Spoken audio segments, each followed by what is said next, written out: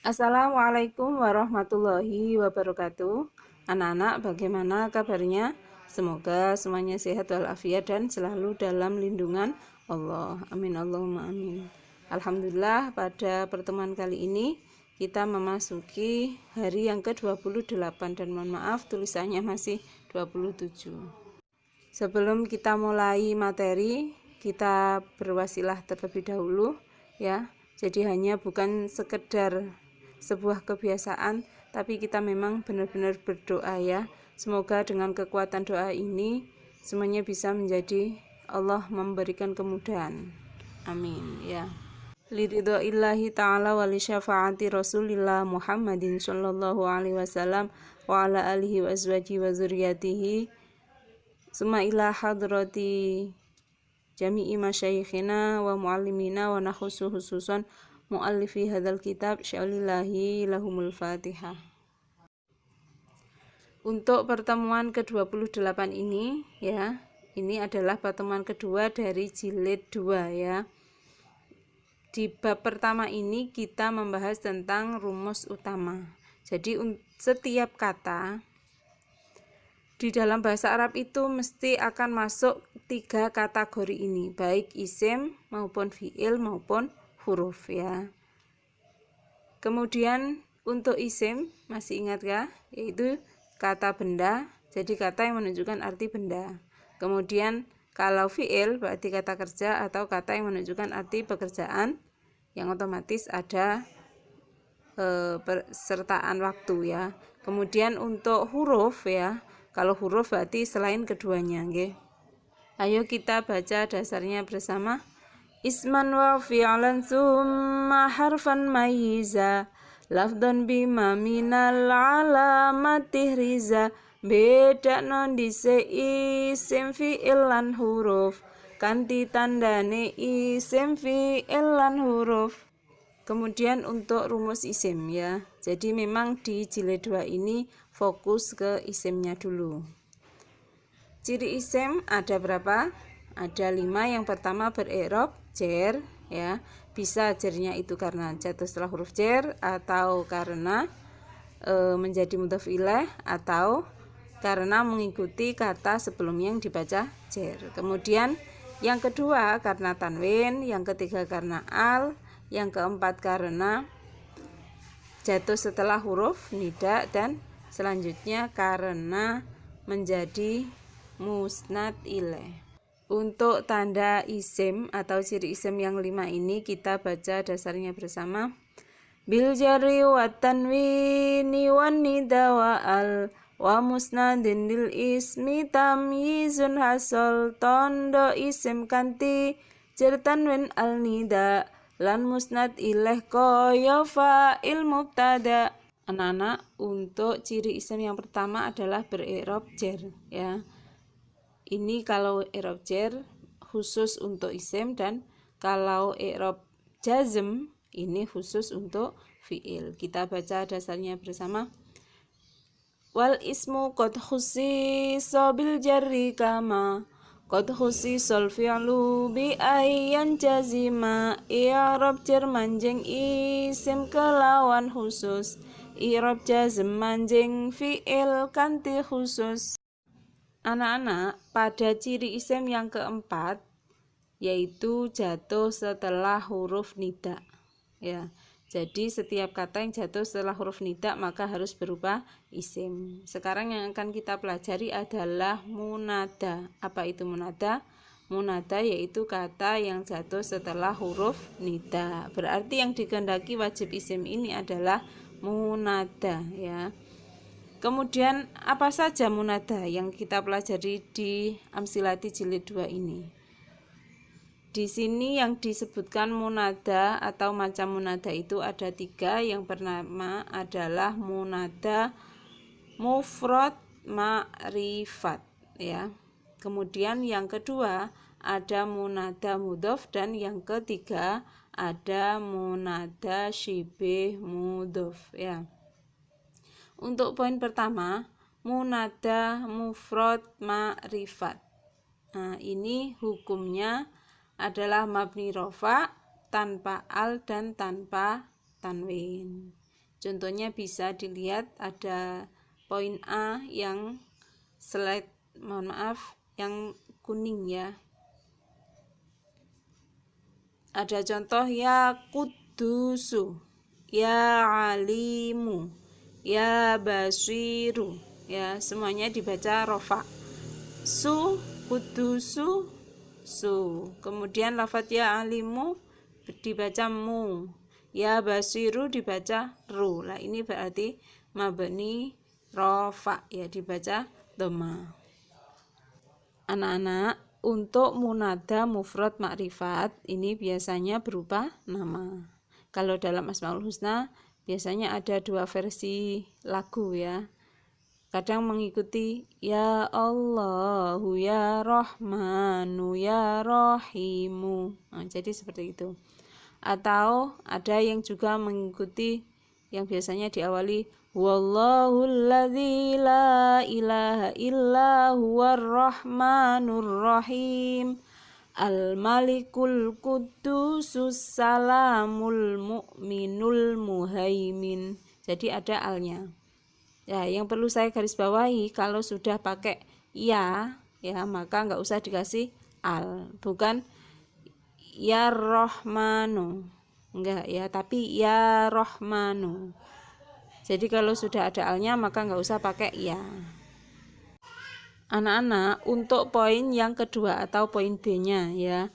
Jadi munada mudhof. Ya, masih ingat kalau ada mudhof berarti pasangannya adalah mudhof ilaih. Berarti bisa diambil kesimpulan yang dikehendaki di sini ya. Jadi setelah huruf nida itu mesti berupa susunan idhofah karena ada kata-kata mudhof ya.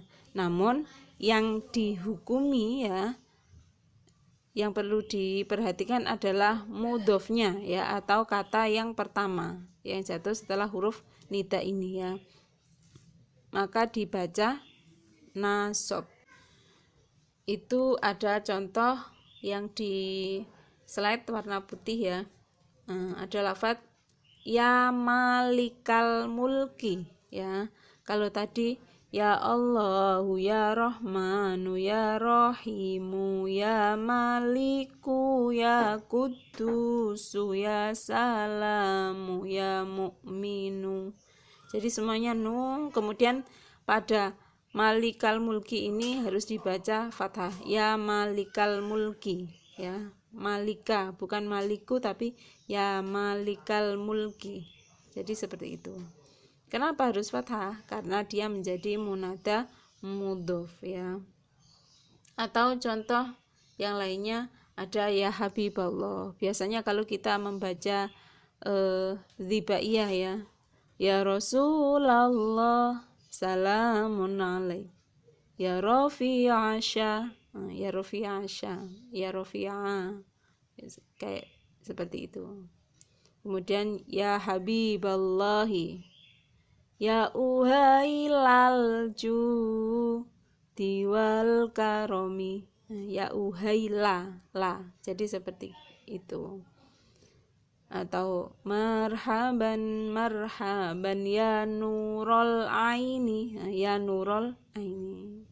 Marhaban jadal Husaini.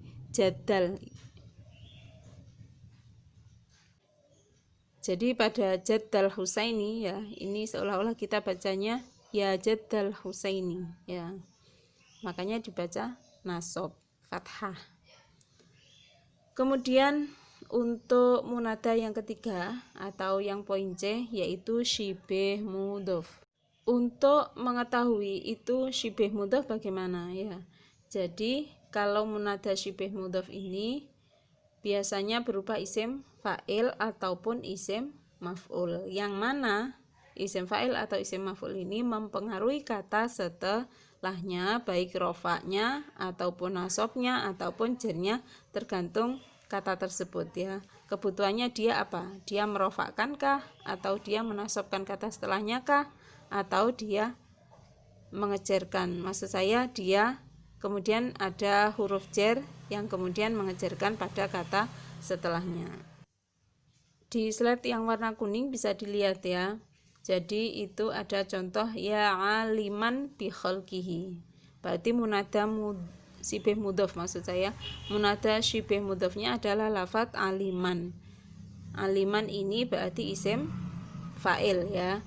Mempengaruhi kata setelahnya dibaca jer ya, karena ada huruf jernya ya. Jadi setelah aliman ini ada huruf jer, kemudian bi khalqihi. Maksud saya kemudian lafadz khalqihi. Jadi lafadz khalqi ini dijerkan oleh huruf jer bi ya. Selanjutnya mempengaruhi kata setelahnya, contohnya yang berupa nasab ya.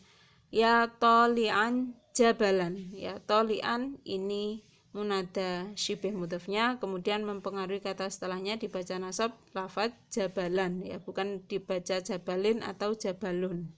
Selanjutnya mempengaruhi kata setelahnya yang dibaca rofa ya, jadi berpengaruh pada kerofaan kata setelahnya. Contoh ya hasanan wajhuhu ya. Jadi hak pertama itu adalah menunjukkan pengaruh daripada lafadz hasanan.